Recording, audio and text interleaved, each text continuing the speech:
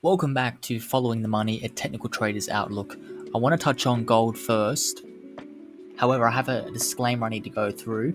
The views, opinions, and analysis expressed in this video are solely for informational and educational purposes only. This is not financial advice. You need to do your own research. There's plenty of risk involved when it comes to speculating in the markets.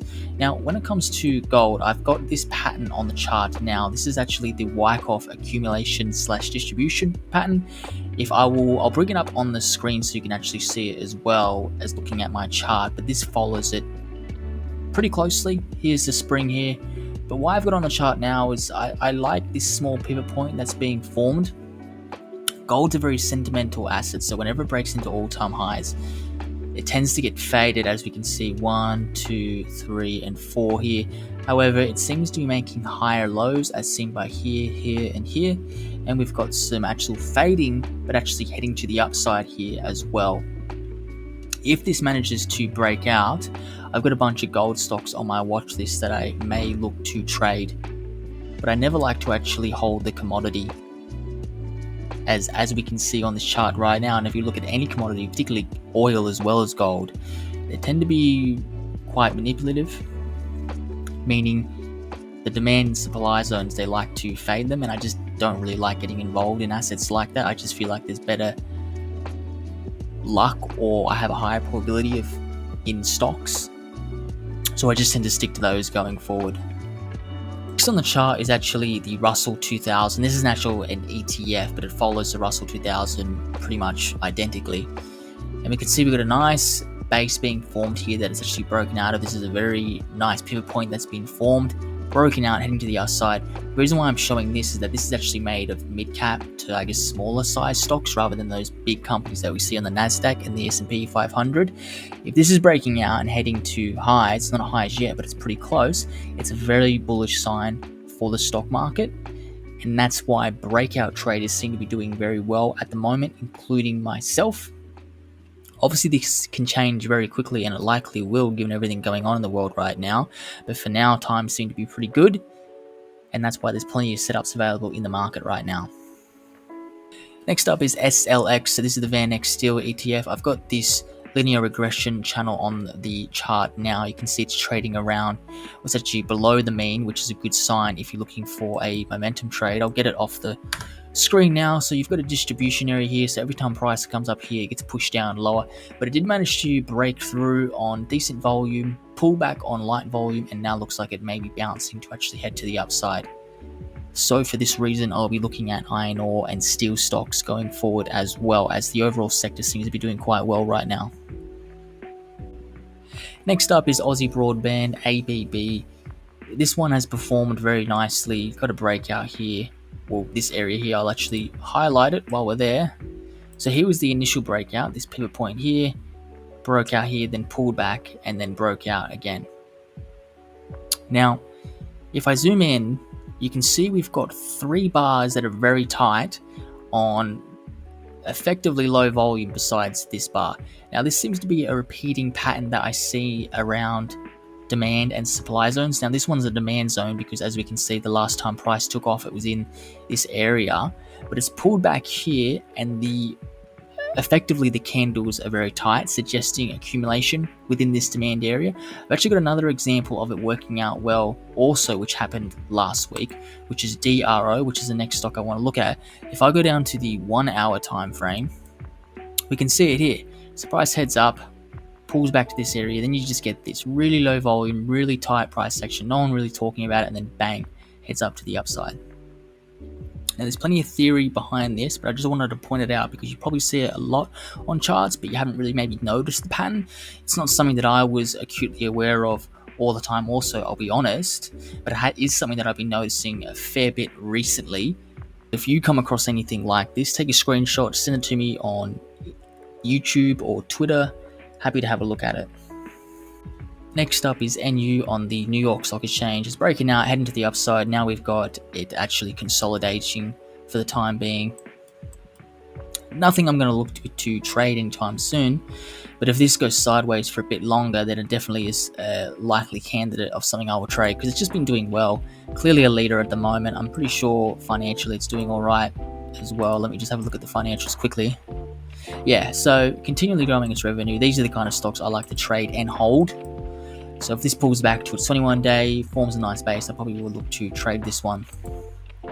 Next is DFH, Dreamfinders Homes. Talked about this many episodes. Finally broken out. Now what I'm going to be watching for is for it to pull back on low volume and actually bounce off this area and break out into highs through this area here. And this is actually similar to what I discussed before, how you've got a bunch of tight bars on low volume being formed. When it's at a supply area, it's a very bearish sign, but when it's around a demand area, it's a very bullish sign. I'll point out a bit more going forward as well. Next up is INMB, Immune Bio. This is on the NASDAQ. Now, the reason why I wanted to point this out, this is a great example of the battering ram setup. So you've got the support area here where it touches it once, touches it twice. Now, around here, this level here, you can imagine people are going short, fades this area here, as you can see. Right, so anyone who would have got short here would have got stopped out. Anyone who would have got short here has been stopped out for here. People would have got short here. This would have stopped people out. People would have got short here. This would have stopped people out here. And again, these are these 3 bars tight on low volume, which I discussed before in a supply area. The reason why I point this out is, and again, this doesn't happen all the time, but whenever you see these battering ram setups, I'll just maybe do a visualization. So something like this. It tends to do, and look, it could do another one like this for sure. It could do many more, but likely when you see a pattern like this, it does tend to test support at some point, which is here and here. So it is a good pattern for shorting. That's what I like it for. Now, this isn't really a candidate that maybe I would look to. Let's have a look at the financials. I mean, yeah, well, it's not doing that great as a company really, but it's very unlikely I'm going to look to short it. The volume profile is quite nice, but just keep in mind this particular pattern because it does work out more often than not. So if you are holding a stock like this and you notice that, well, then maybe it's time to look at the other side of the trade or take profits or whatever you would like to do. But just keep this pattern in mind going forward. Next is GTK. This one has just been heading up and up. One thing I like to do, because there has been a few down days in the US and Australian markets the past week or two, and that whenever you see a down day, it's not a reason to get upset because your stocks are going down or whatever. I actually like days where the market goes down because it makes my job a lot easier. Because I know, let's say the ASX is down 1% or 0.5%, whatever it is.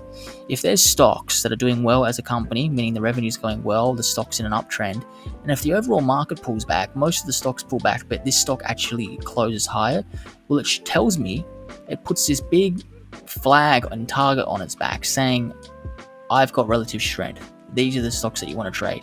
This stock here, every time the market's been down, this stock's closed higher. And it's just steadily gone higher and higher and higher and higher and higher. And, I wish, I did sell half my position around here. And I wish I had a chance to get back into it. I'm still holding some, but I haven't really got a large position on. But these are the kind of stocks you want to own. I mean, it's got a tradable base here, tradable base here, tradable base here. It's likely it's probably going to consolidate again at some point and have another good setup. I'll be actively watching this one, but just keep this in mind. Add this to your watch list or whatever other stocks. But whenever you see a down day in the market, just try to watch to see what stocks are showing relative strength. Next up is BIO. One thing I want you to point out, so here you had a breakout. This one here, you had a breakout. Now, anyone who would have bought on here, maybe I'll go to a small time frame. Anyone who would have bought on this breakout here would have had their stop somewhere down here, and you can see prices come down and fade in that area. And now you're getting those 3 bars tight that I mentioned before. So I'll be watching this one for a breakout through this supply area here. But this is why I always talk about fading. You have to know where those supply and demand areas are because it's more often than not that it does get faded. So given the price action at the moment, I would say it's more likely for it to break out to the upside, but you never know. It can always fade again. That's the annoying thing about the markets. Next up is Flight Centre. Now, I won't be looking to do anything with this stock anytime soon, but one thing I want to point out, so here you've got a nice stage 1 accumulation base, breakout, and then a consolidation. Pretty good chart pattern. However, I actually nearly traded this morning, but then I remembered one of my key trading rules, and that just basically reminded me of why I have it. So you've got a consolidation here, and then you've got a pivot point being formed. So as price goes up, the volume goes up. As price pulls down, the volume goes down, and then you get a breakout. And this happened in the first 10 minutes of the market open.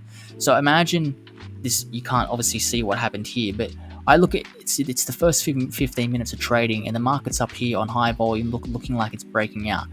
One of the rules I have is to not buy any stocks in the first 30 minutes of the market open, because particularly with the ASX, what it does is it follows the US markets, and if the US market's strong overnight, then it opens up positive, but it ends up closing down lower anyway. And if you get one of those fake outs, which this one is, it just gets drastically lower and lower and lower, which it did now. So within the first 30 minutes, it had gone up and it closed down like this. This is the first 30 minutes. So you can see it went up and it managed to close down here, and then it just went smash down lower. So anyone who bought on this breakout, which I can assure you there were quite a few, have been stopped out. And that's why that rule has saved me money this morning, but has saved me plenty of time. So that's why I have that one on the chart now. Next up is TUA. I think I discussed this one last week, so it faded this area now, and I'm just waiting for that breakout of this area here. I've got an alert here. Hasn't done so yet, but maybe it looks like it will probably do it this week. Next up is DGL. Again, it's faded this supply area. So this area here, every time price comes to it, it pushes down. This was a supply area, but now it's a demand area, and it looks like it's respecting that, but wasn't ready to break out yet because sellers have come back in and pushed it down lower. So I'm going to continue to watch this one for this week. Hopefully we get a strong breakout, and then maybe I might look to do something with the stock then. APP has broken out, has gapped out on strong earnings. A gap like this on earnings means it caught Wall Street off guard. Very strong sign for the stock. Now it looks like it's consolidating. So this one could be a quick swing trade. Maybe it will do something like this, like base for maybe a day or two and then breakout. So something like that is probably what I'm going to watch for APP. It is a US stock, so it gets a bit difficult for me to trade it, but I'm going to watch it regardless. DUB, so this one's a very nice chart. Got a stage 1 accumulation base here. Would have a bullish divergence on the... No, wrong indicator. 1 second. Let me get rid of this one. I'll expand it a bit here. A bit too much. So you can see here, price makes a new low. The oscillator makes a new low. Price makes another new low, which is the head. This is the left shoulder. And the oscillator does not. This is a bullish divergence. I'll just highlight it on the chart for you here. You can see it here. Breaks out of that and it's forming another base. The breakout of this will hopefully push it through this supply area and not fade like we saw on DGL. But that's why you got to watch these ones and wait for them to actually close. If it's like a strong uptrend like this, where it's clearly an uptrend, it's gapping up, I'm not waiting for it to close. As soon as it breaks out, I'm probably going to look to trade it. But when it's something like this, when it's still technically in a downtrend, like all the indicators aren't pointing up, I mean the moving averages, then I'm going to wait for a strong close, because if this does close above it, well then it's likely a reversal and it's still got plenty to go. Just keep that in mind. Next up is VNL, forming a nice base here. As price goes up, so does volume. As it pulls back, so does the volume as well. It's only a 40 mil market cap stock. Unlikely I'm going to trade it. I don't think it's doing that great.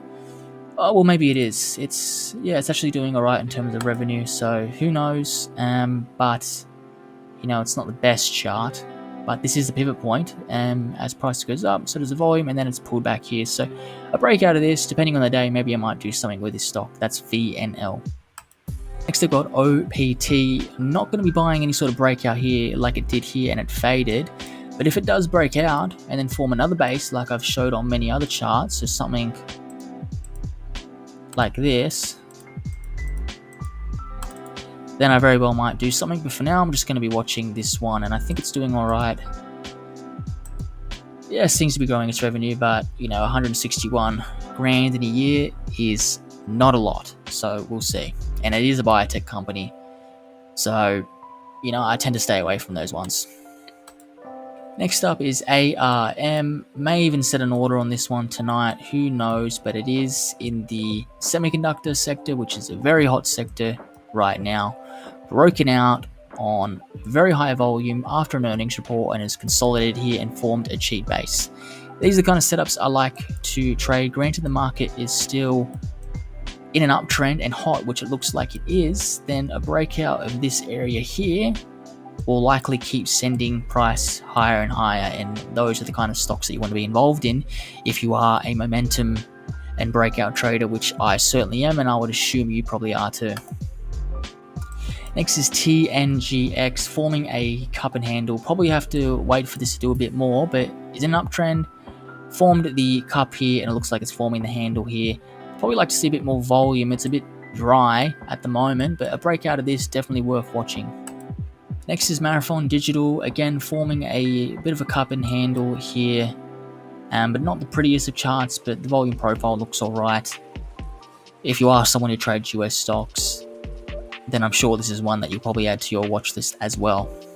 Next up is ASPN, similar chart to before, though I like this volume. We've got an earnings report here, and then look at all this volume that floods in to get the stock, and then we're getting those couple bars, really tight price section around the supply area, because here's where supply came in before, and now we're getting those tight price candles, like I showed on many charts before. So it's likely this is probably going to pull back to its moving averages, and if it does something like this, then I definitely will look to get involved in it. If it does something like this, then forms a pivot point and breaks out, well then that's what I want to get involved in, because again, let's have a look at the financials.